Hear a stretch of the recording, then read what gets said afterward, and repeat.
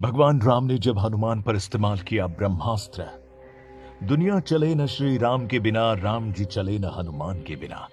ये तो आपने कई बार सुना होगा, लेकिन एक दिन ऐसा क्या हुआ जो श्री राम ने अपने परम भक्त बजरंग बली पर ब्रह्मास्त्र चला दिया।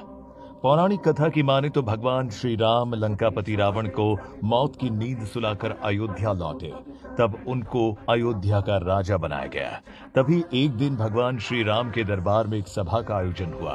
उसी सभा में सभी वरिष्ठ गुरु और देवतागण भी उपस्थित हुए। बता दें, उस सभा में चर्चा हो रही थी कि राम ज्यादा शक्तिशाली है या राम का नाम। सब लोग राम को सबसे ज्यादा शक्तिशाली बता रहे थे। वहीं नारद मुनि का कहना था कि राम नाम से ज्यादा ताकत है। नारद मुनि की बात कोई नहीं सुन रहा था। तभी दूर से हनुमान जी इस चर्चा के दौरान चुपचाप बैठे बैठे सभी की बातें सुन रहे थे। और जब सभा खत्म हुई तब नारद मुनि ने भगवान जी से ऋषि विश्वामित्र को छोड़कर सभी ऋषि मुनियों को नमस्कार करने को कहा। नारद जी की इस बात पर बजरंग बली ने सवाल किया कि उन्होंने ऋषि विश्वामित्र को नमस्कार क्यों नहीं किया। इस पर नारद जी ने बताया कि वो पहले राजा हुआ करते थे, इसीलिए उनको ऋषियों में गिनना व्यर्थ है। तभी बजरंग बली ने ठीक वैसा ही किया जैसा नारद जी ने कहा था। हनुमान जी सबको नमस्कार कर चुके थे, लेकिन उन्होंने विश्वामित्र को नमस्कार नहीं किया। इस बात पर ऋषि विश्वामित्र क्रोधित हो गए और उन्होंने भगवान राम को आदेश दिया कि वो फौरन हनुमान जी का वध कर दे। फिर क्या होना था, भगवान श्री राम अपने गुरु विश्वामित्र के आदेश को टाल नहीं सकते थे, जिसके बाद उन्होंने हनुमान जी को मारने का निश्चय कर लिया। तभी हनुमान जी ने नारद मुनि से इस समस्या का समाधान पूछा।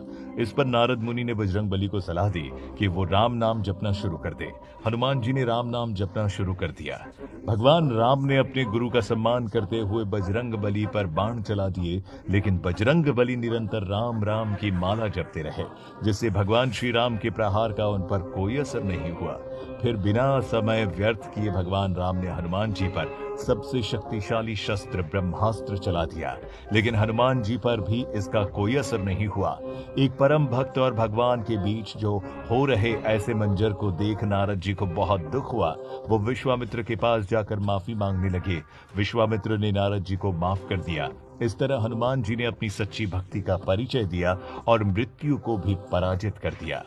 भगवान श्री राम के प्रति बजरंग बली के अंदर जो श्रद्धा भाव है, उससे सभी भली भांति परिचित है।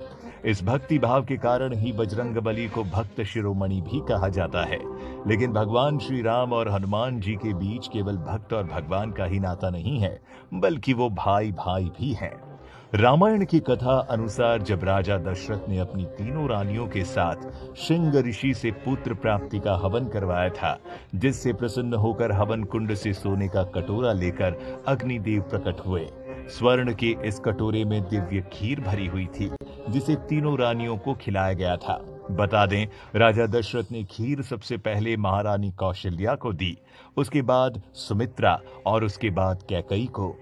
सबसे अंत में प्रसाद मिलने के कारण देवी कैकेयी ने क्रोधित होकर राजा दशरथ से कठोर शब्द कहे। उसी समय भगवान शंकर की प्रेरणा से एक चील वहां आई और कैकेयी की हथेली से प्रसाद उठाकर अंजन पर्वत की तरफ ले गई। अंजन पर्वत पर माता अंजनी तपस्या में लीन थी। चील ने प्रसाद का कटोरा ले जाकर अंजनी देवी के हाथ पर रख दिया। इस प्रसाद को ग्रहण करने से देवी अंजनी भी राजा दशरथ की तीनों रानियों की तरह गर्भवती हुई।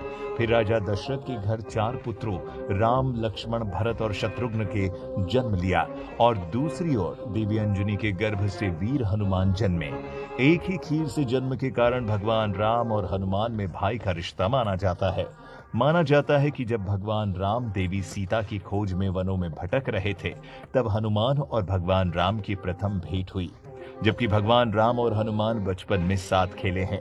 कथा के अनुसार भगवान शिव राम रूप में जन्मे भगवान विष्णु के अवतार के बाल स्वरूप के दर्शन करने अयोध्या आए। भगवान शिव मदारी के रूप में आए थे और साथ में अपने रुद्र अवतार भगवान हनुमान को वानर रूप में लेकर अयोध्या आए। तब भगवान राम और हनुमान साथ में खेले। अगर इनके अलावा और भी ऐसी कोई कथा जिसे आपने सुना है, तो हमें नीचे कमेंट करके जरूर बताएं।